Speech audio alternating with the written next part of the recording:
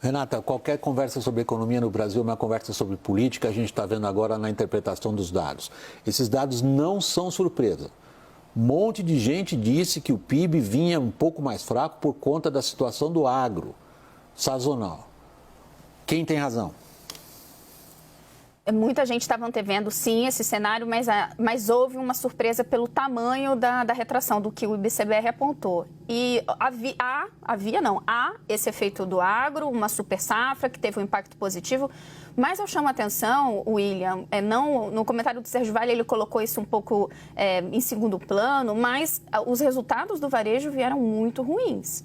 Foi o pior resultado para maio em 5 anos. Isso quer dizer alguma coisa. E o que a gente tem visto o governo olhar para esse setor é na base do remendo. Então, não quis encarar ali um debate de isonomia tributária com essas gigantes asiáticas, Shopee, Shein, etc. Quando as varejistas aqui começaram a reclamar, aí Lula apontou para um outro remendo. Será que tem algum tipo de programa de incentivo que a gente possa fazer para a linha branca, quando sabemos que isso não vai resolver a questão? Tem alguns gargalos importantes e alguns sinais que a economia está dando que podem se refletir num segundo semestre muito ruim.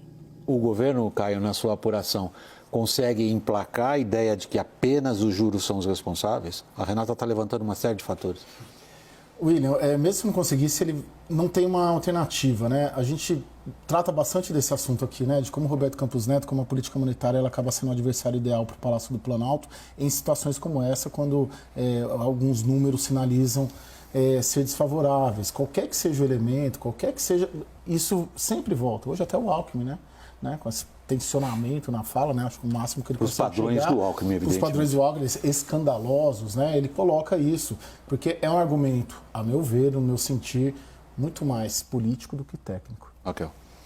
William, tem uma divisão aí entre dois Brasis, né? Você tem o agro que estava crescendo fortemente, daí você dá esse pequeno soluço, tem o varejo que a Renata está descrevendo, que está numa situação mais delicada. Só que assim, o que está acontecendo é tudo dentro do script, gente. Você sobe os juros para desacelerar o varejo e para desacelerar a inflação. Só que o governo, extremamente preocupado com popularidade, já quer logo achar um monte de remendo. Não, vamos taxar importação de blusinha da Shein. Ah, não, olha, vamos dar aqui um voucher para comprar eletrodoméstico, coisa que deu um prejuízo danado na Caixa Econômica Federal lá atrás.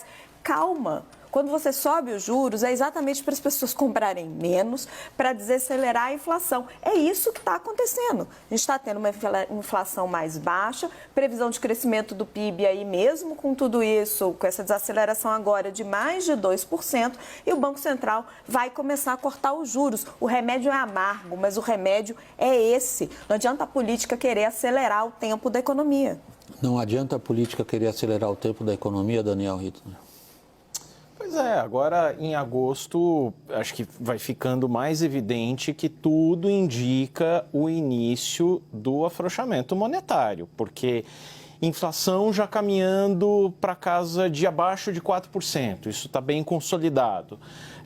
Uma desaceleração muito grande da economia. Os últimos comunicados do Banco Central, o último particularmente, deixava uma série de dúvidas sobre sinalizações, aí veio a ata, mostrou que boa parte da diretoria já antevê essa queda dos juros. Só que o efeito da política monetária demora um pouquinho, não chega imediatamente. E aí o que temos?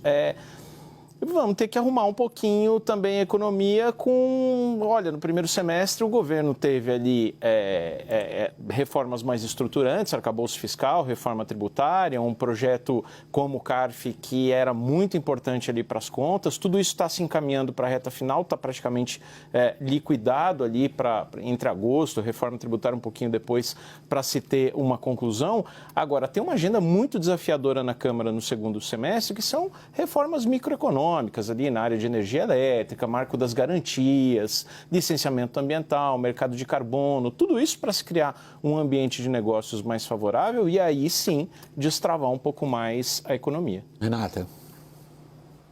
William, me parece que o governo tem um papel, sim, em pensar como ajudar a acelerar a roda da economia no seguinte sentido: ele discorda da forma como o Banco Central está encarando a política monetária. Então, ele está disposto, em tese, no seu discurso, a trabalhar por uma política que ajude a engrenar. Aí a gente pode discutir se está certo pensar isso pelo lado do consumo, se deveria pensar em medidas mais estruturantes, mas o fato é que a determinação do governo e a forma como ele encara é que, sim, a economia deve e pode receber um empurrão.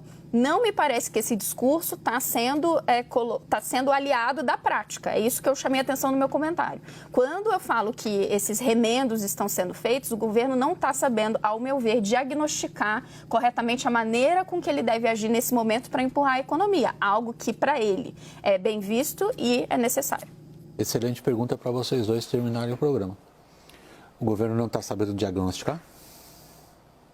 William, eu acho que ele até vê o problema. O que ele não consegue enxergar, na minha visão, é o timing e o remédio adequado. Vai fazer reforma estrutural, está batalhando aí pela reforma tributária, ótimo. Vamos começar a discutir uma reforma administrativa?